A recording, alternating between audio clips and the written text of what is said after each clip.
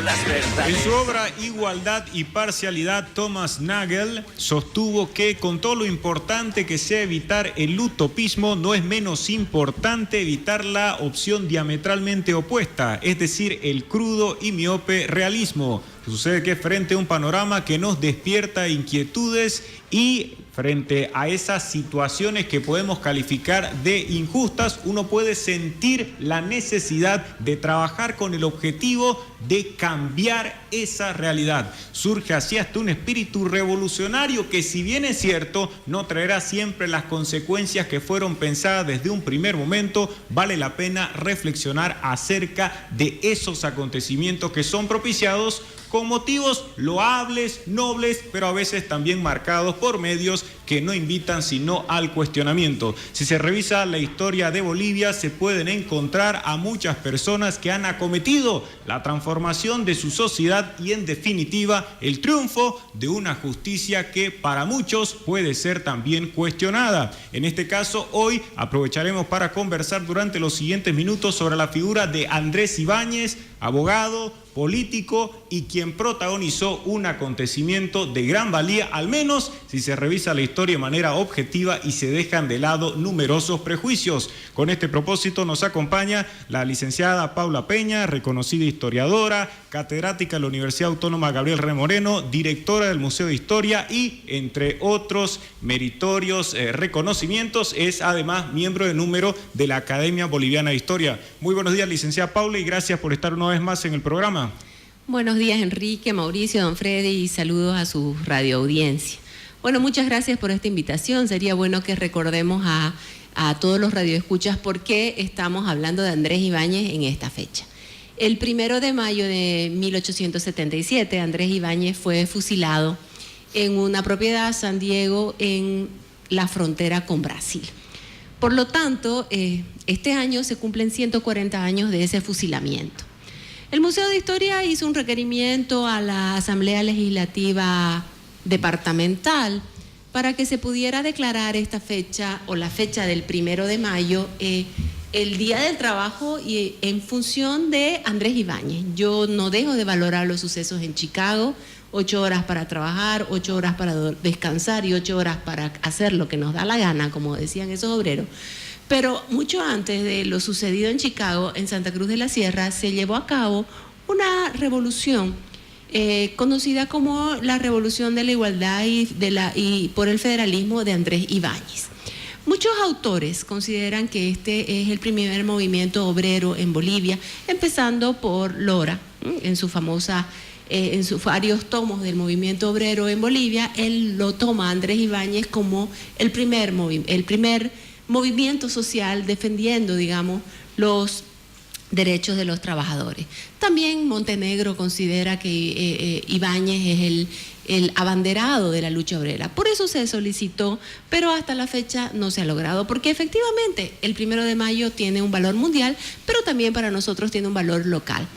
Ni la Asamblea Legislativa Departamental, y bueno, supongo que tampoco lo hará el gobierno boliviano, porque simplemente han usado el nombre de Andrés Ibáñez para la ley de autonomía, pero no le han dado su verdadera dimensión. La revolución de Ibáñez fue una revolución interesante que merece también ser analizada desde varias perspectivas, pero creo que es importante el contexto, Enrique. ¿Por qué el contexto? Primero, porque Ibáñez va a ser electo con voto popular. No estamos hablando de alguien que llegó al poder por un golpe de Estado, ¿no? Porque muchos dicen, sí, pero fíjate, Belsu también. No, nadie. Andrés Ibáñez llegó a la diputación por el voto popular. ¿Y por qué? Porque en Santa Cruz tenemos un alto porcentaje de población alfabeta. El censo de 1880 nos dice que el 50% de la población masculina es alfabeta, y hay que recordar que los que votaban en ese momento eran hombres mayores de edad que supieran leer y escribir y que tuvieran renta que no provinieran de los servicios personales. También los censos nos dejan muy claro que la gran mayoría de la población cruceña eran artesanos, dueños de su propio empleo, por lo tanto, como sabían leer y escribir, votantes. Santa Cruz tenía el porcentaje de votantes más alto de toda Bolivia, 50% de alfabetos, mientras que solamente, por decir algo, Charcas o Sucre o Chuquisaca apenas tenía un 8%. Además, la situación en Santa Cruz es distinta, 95 escuelas, una difusión de la educación muy amplia que se dio desde la época colonial, pero se dio con muchísima más fuerza también a partir de la independencia.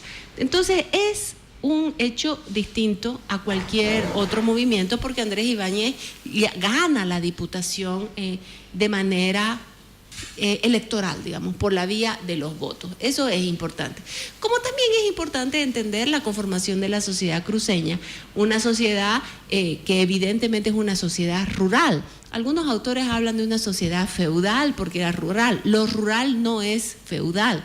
Es una sociedad rural basada fundamentalmente en la producción de azúcar, de arroz, de alcohol, muy marginada de las redes comerciales del nuevo Estado boliviano y absolutamente aislada porque el camino era un camino de herradura, lo que nos vinculaba con la zona andina y teníamos algún vínculo con el norte argentino y con el oeste brasileño, ¿no? Hacia el este nuestro. Entonces, la situación de Santa Cruz es una situación realmente penosa en el siglo XIX, una crisis económica, crisis tras crisis.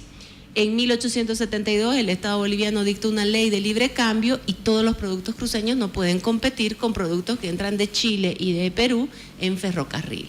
Entonces, hay un contexto que va a permitir que Andrés Ibáñez llegue a las grandes mayorías y también a la élite con un discurso que está proclamando que haya una igualdad con relación al departamento. La pobreza de Santa Cruz es decía, causa del sistema centralista. Y aquí vamos a entrar a otro tema también importante. Es bueno reconocer que Simón Bolívar eliminó el municipio, el poder local que existía durante la época hispánica. Cuando llega Simón Bolívar al poder y dicta su constitución, se elimina el municipio. Por lo tanto, esos espacios de poder local que preexistieron durante la época hispánica van a desaparecer. Si bien Velasco, cruceño, intenta en la Constitución del 39 poner el municipio y lo hace, pero en el 42 lo van a eliminar. Y aquí es importante porque en el debate de la Asamblea Constituyente de 1871 había un fuerte movimiento federalista, liderado en este caso por cochabambinos, potosinos. Mendoza de la Tapia, ¿no? Exactamente, ¿no? En el que decía dividir el poder no es dividir el país, ¿no? Entonces, pero también tengo que decir, Enrique, que las ideas federalistas estaban desde 1826, porque también se debatió en la primera Asamblea Constituyente de 1826 la posibilidad de que Bolivia fuera un Estado federal. No era algo que venía de los extraterrestres. En América era un tema importante y en Bolivia también. Pues en 1871 los bolivianos plantearon la necesidad de un federalismo, pero por supuesto el gobierno negó el federalismo e intentó paliar con la apertura de las municipalidades. Entonces, a partir de 1871, con esa constitución, se permite que haya el poder local, la elección de los municipios, de los municipios, porque así se llamaban los actuales concejales. No había la figura del alcalde, eran municipios responsables de alcalde y menos rentado, digamos. Entonces, estos municipios se elegían y estos municipios se encargaban de lo que se encargaba la municipalidad en la época colonial: las escuelas, los caminos, los mercados, la salud, el alumbrado público, la limpieza. Esto, ¿por qué lo digo que es importante? Porque Andrés Ibáñez crea el Club Igualitario. El Club Igualitario era su partido político, funcionaba como un partido político. ¿Era el único club? No, tenemos el Club de la Democracia, el Club de la Libertad, o sea, esa era la manera como se agrupaban los cruceños en esa época. Pues el Club de la Igualdad de Andrés Ibáñez va a ganar las elecciones municipales y ahí tenemos como a Carlos Melquiades Barberit, Carlos Chalot, José Mariano Durán Canela y un montón de hombres que forman parte de esa élite cruceña, porque en algún momento también alguien como que quiere sacar a Andrés Ibáñez de donde proviene. Andrés Ibáñez era hijo de Francisco Ibáñez, primo hermano del presidente Velasco, un hombre que tuvo el poder en Santa Cruz desde prácticamente la independencia. Él fue criado en un ambiente político, o sea que no es que sale de no sé dónde. No, me gustaría subrayar ese tema para hablar de la vida de Andrés Ibáñez. Tiene gran importancia lo de la revolución, también lo referente a las ideas, primero marcadas por el igualitarismo, posteriormente, y se lo explotará en su momento, ya escribiendo un discurso favorable al federalismo, lo cual le generará algunas críticas, cuestionamientos severos de personas que sí estaban defendiendo esa causa antes y cuestionaban que en una suerte de oportunismo se hubiese hablado de federalismo en su momento, y hay escritos al respecto. La vida de Andrés Ibáñez se debe entender, usted dice, en ese contexto político, en sus lazos con el padre. Hay observaciones de si era hijo natural, incluso de si nació no en Santa Cruz, si nació en Cochabamba, fundamentalmente por el segundo matrimonio, en donde él habría declarado como su lugar de nacimiento Cochabamba. Pero Andrés Ibáñez se forma como abogado, estudia en la Universidad San Francisco Javier, es que termina sus estudios, y luego, como usted señala, tiene participación en la vida política como munícipe y como parlamentario, ¿no?, en más de una ocasión. Y como parlamentario llega a obtener un triunfo muy reconocido frente a Antonio Bacadíes, que era una persona muy conocida, que representaba ideas distintas de las que estaban siendo propugnadas por los igualitarios. Y aquí es bueno resaltar el hecho que usted indicaba. Una victoria en Santa Cruz en ese momento no suponía únicamente apostar por una línea, en resumen, demagógica, o hablar de las personas desprovistas de mayores recursos económicos frente a la tiranía de los terratenientes, sino que era igualmente factible la discusión sobre otros aspectos.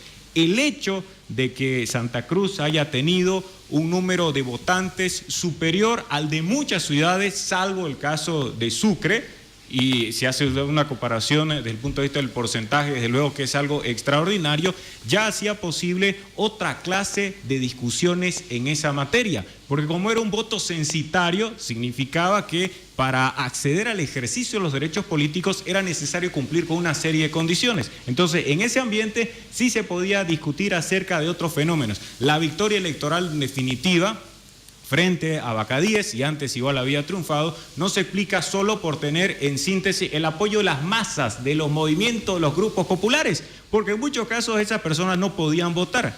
Era necesario igualmente contar con el respaldo de otras personas, ya mencionó usted a Melquiades Barberí, entre otros individuos que se sumaban a esta cruzada, que tenía determinada orientación, que no necesariamente era el producto de la Comuna de París o de Proudhon, aunque haya existido acá registros de un libro de Proudhon en 1874 en Santa Cruz. Es poco probable, ¿no?, de que haya existido esa conexión ideológica. En cualquier caso, sí se destaca el hecho de que la obtención de esa victoria no era únicamente el producto de la emoción que se pudiera despertar en sectores dilatados de la población, sino que también por el nivel de formación de muchas personas también se podía acceder a esa instancia a partir de una pugna de distintas características de lo que se podía notar en otros escenarios de Bolivia.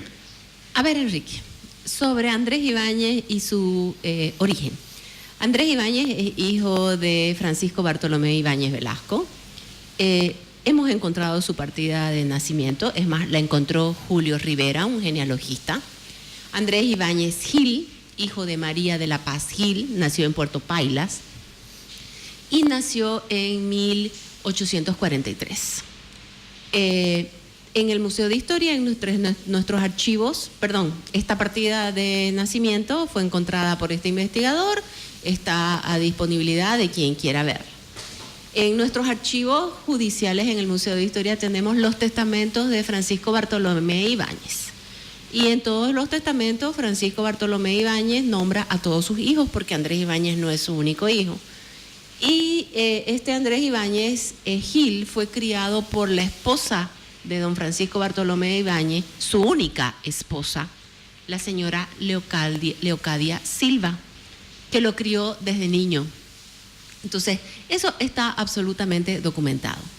¿Por qué existe una partida de matrimonio de Andrés Ibáñez en el que supuestamente se nombra a una madre de apellido Santibáñez, en el que supuestamente... Pero se casa con Angélica Roca. Ajá, con la Serrano. Sí.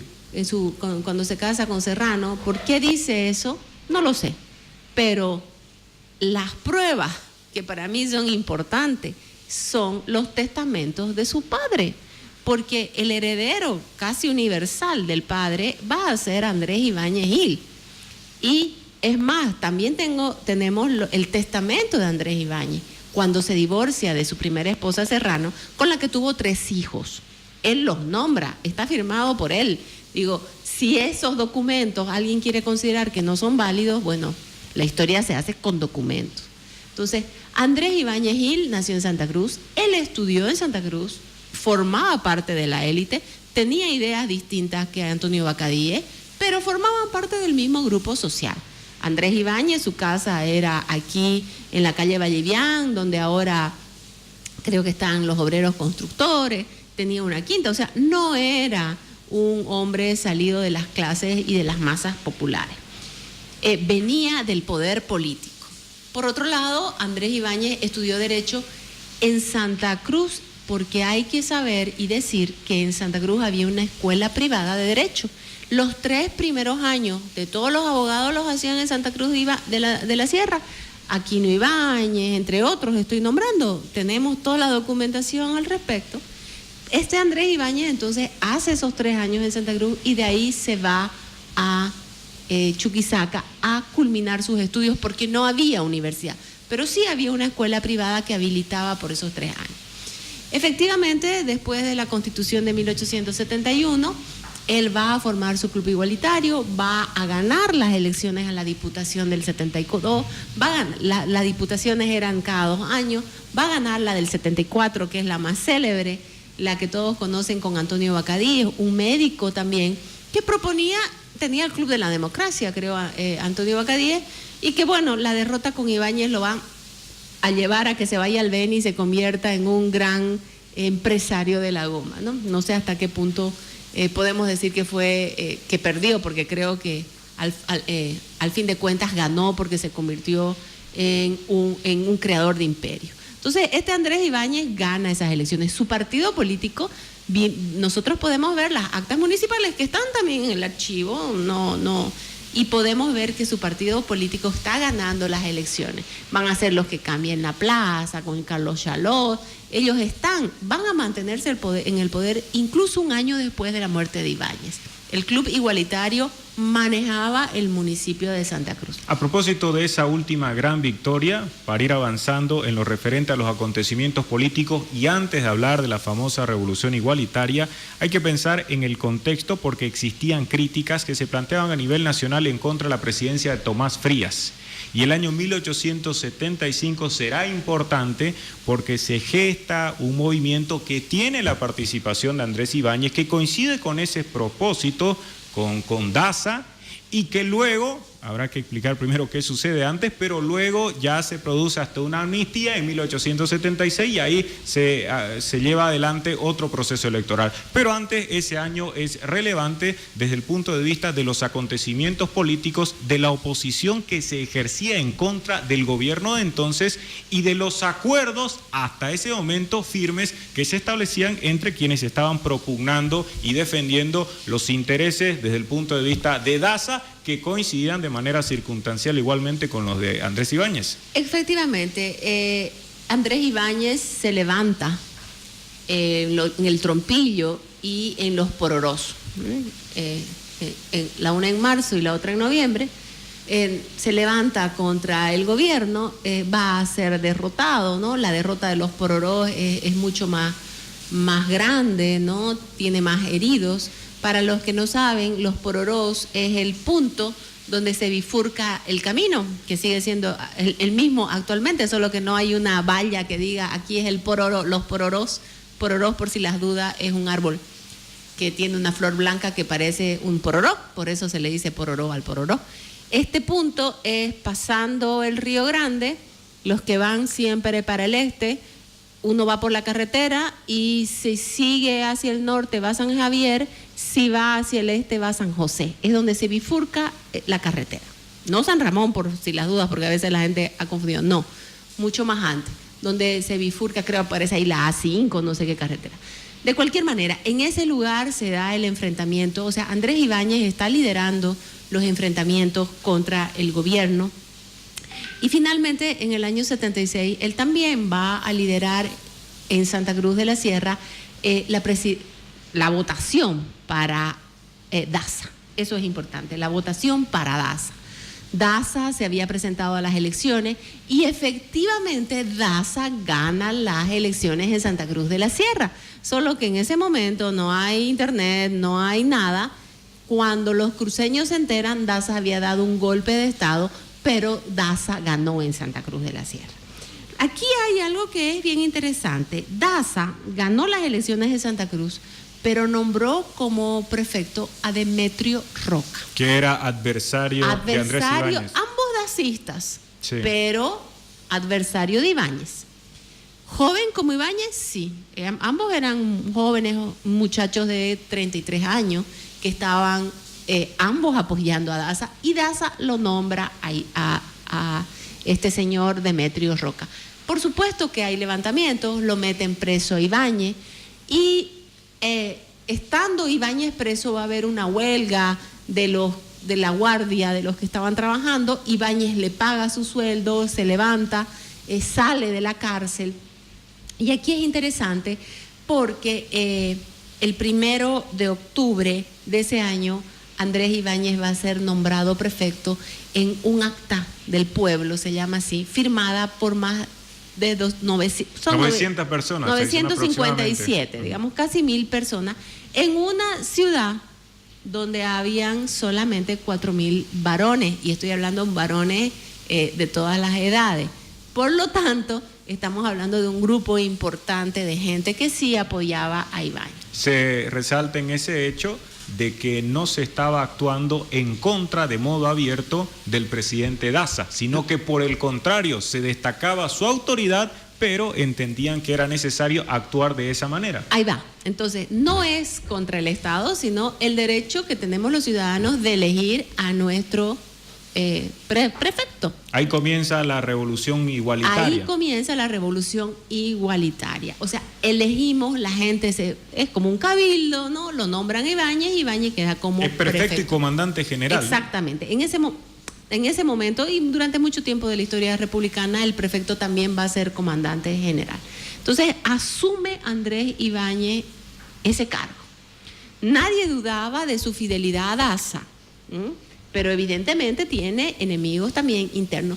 Sin embargo, Daza no reconoce la prefectura de Ibáñez, no la reconoce, y él manda a otro prefecto, Pérez.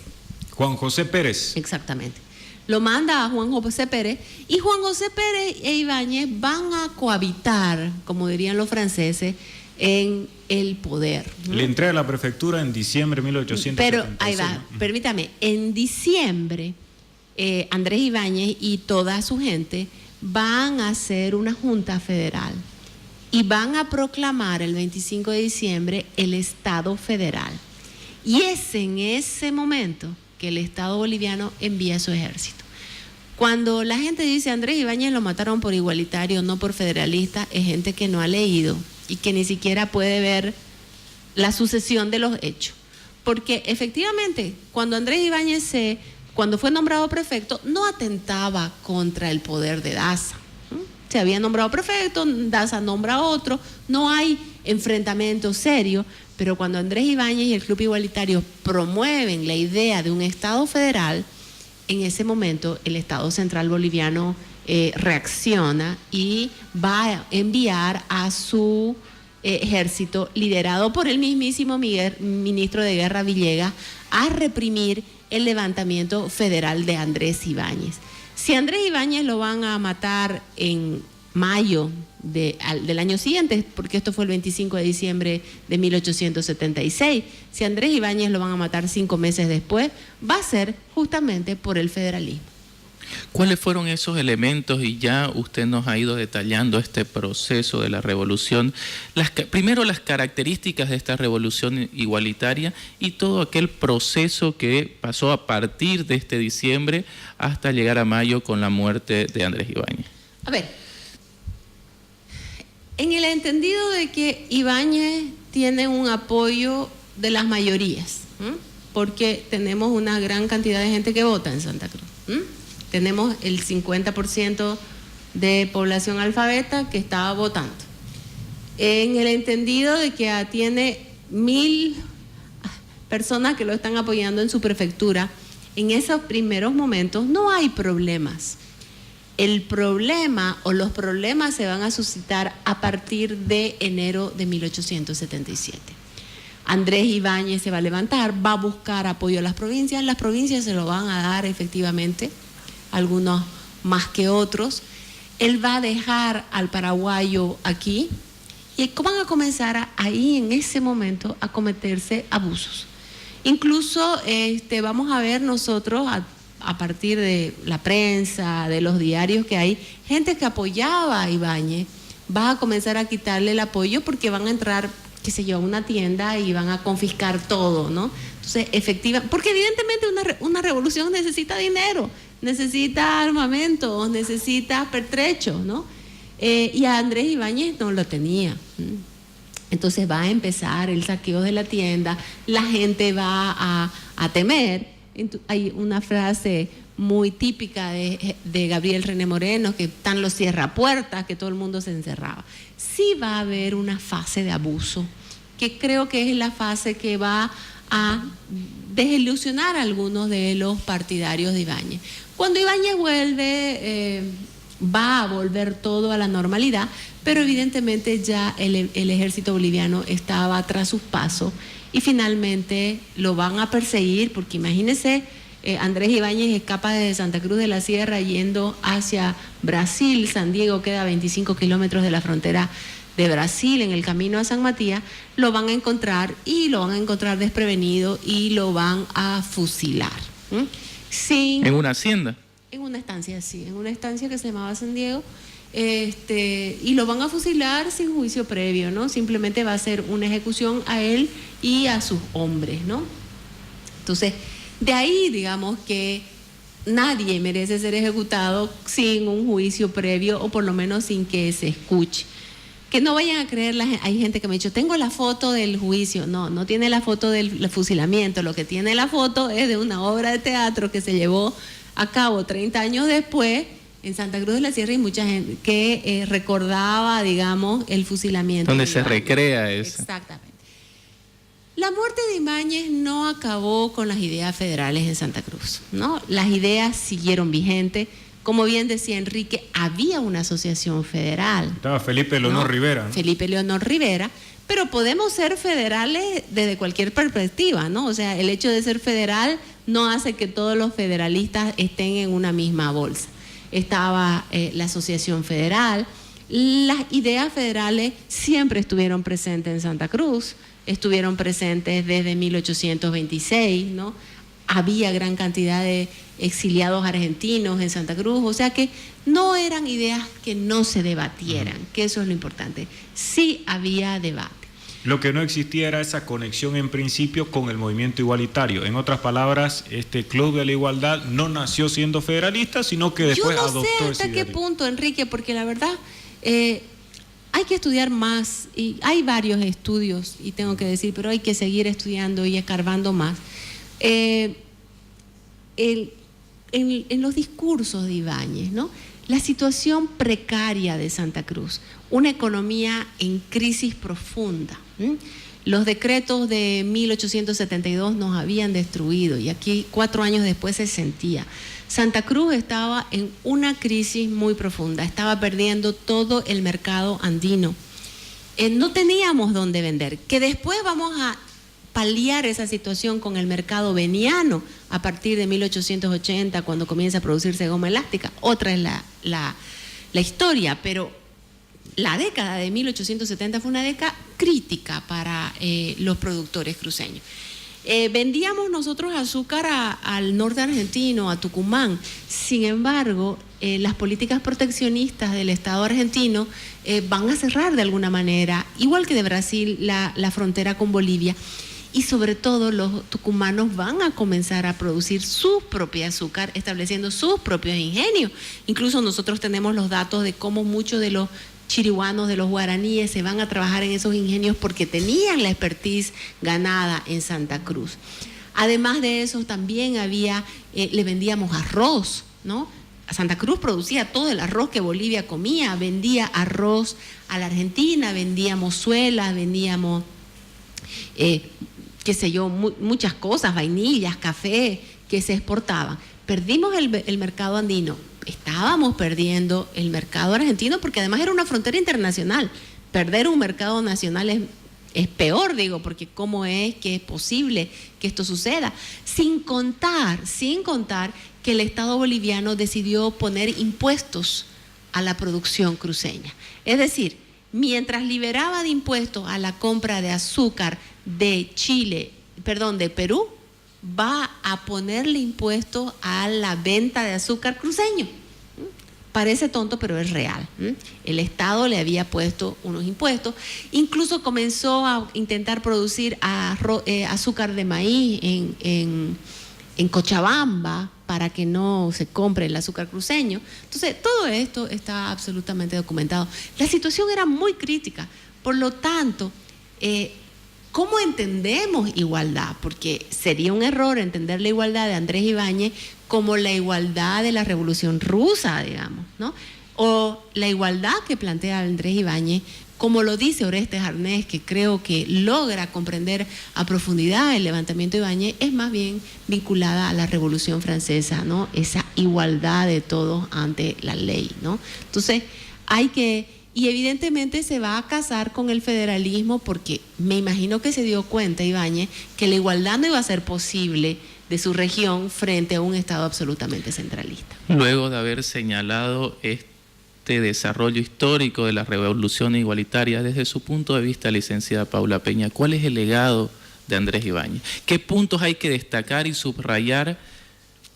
Para mí lo más importante, y siempre lo digo, es que este hombre llegó al poder a través de las elecciones, a través de una vía democrática, porque en esta ciudad y en este departamento teníamos un alto nivel de gente alfabeta. Hace más de 100 años. Sí, 140, efectivamente, cuando fue asesinado. Entonces, creo que hay un legado más allá de, digamos, el Ibáñez solamente que lo usamos con el nombre. Y quiero acá también decir algo. Muchos hablan de Ibáñez, ¿no? Ibáñez comunista. A Ibáñez le decía la prensa local el Washington cruceño. Y digamos que no podemos asociar a Washington con Lenin. Digamos, ¿no? Estamos a muchos siglos de diferencia. ¿Y por qué le decían el Washington cruceño? Justamente por federalista. Yo creo que Ibáñez buscaba la igualdad de su departamento, no tuvo la posibilidad de generar un proyecto que vaya más allá de las fronteras del departamento. El legado de Ibáñez sigue en la memoria colectiva. 15 años después se da la Revolución de los Domingos, una revolución mucho más estructurada, mejor organizada. Y después está la lucha por la descentralización en los años 20 del siglo XX, ¿no? Entonces, como que hay esa idea. Creo que es una idea de larga duración, la necesidad de un federalismo o la necesidad de la autodeterminación. Eso considero que Ibáñez es un punto de expresión de un sentimiento cruceño que existe en Ibáñez y en muchos otros, y en la gran mayoría del pueblo.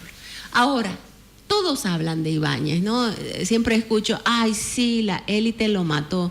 Yo no sé si la élite lo mató, la élite efectivamente, si uno lee los nombres, la élite lo apoyó, ¿no?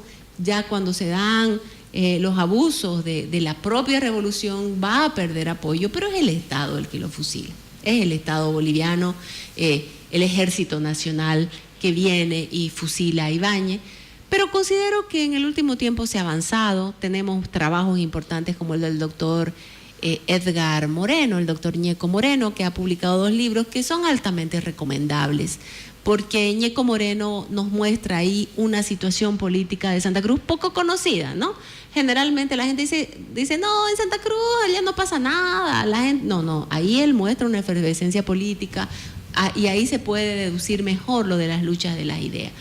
Después hay un trabajo interesante de un ruso, Chelkov, que se lo publicó Le Monde sobre la revolución igualitaria.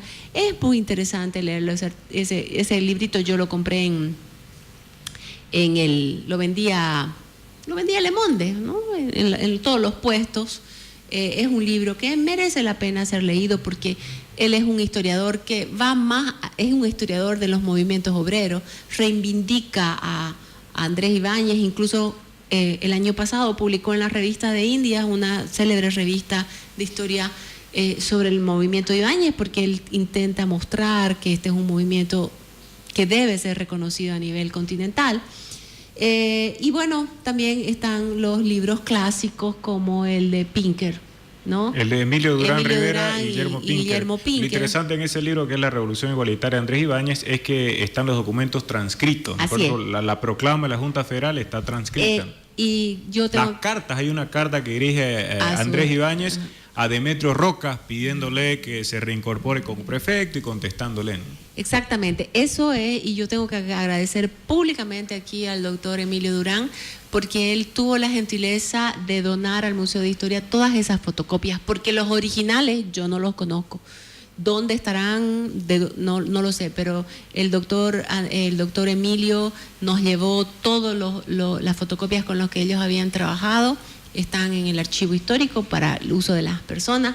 Están también los trabajos de Ferreira, los trabajos de Salvador Romero Pittari, que ya Salvador Romero Pittari hace un abordaje más bien desde la perspectiva sociológica, ¿no? Y bueno, trabajos de Molina y de Barberí también que buscan... la conexión ideológica. La conexión ideológica. Pero no, yo creo que no hay que ir a la Comuna de París, hay que quedarse nomás en el municipio hispánico para entender a Ibáñez, y considero en este caso que quien más se acerca a su tesis central es el doctor Orestes Arnés, en un texto muy corto de 1947, pero un texto poco conocido, pero muy claro en cuanto a las ideas políticas de Andrés Ibáñez, que no hay que buscarla más allá de lo que era Santa Cruz en 1870. A 2017, algunas autoridades nacionales, departamentales o municipales les cuesta entender todavía ese concepto de federalismo.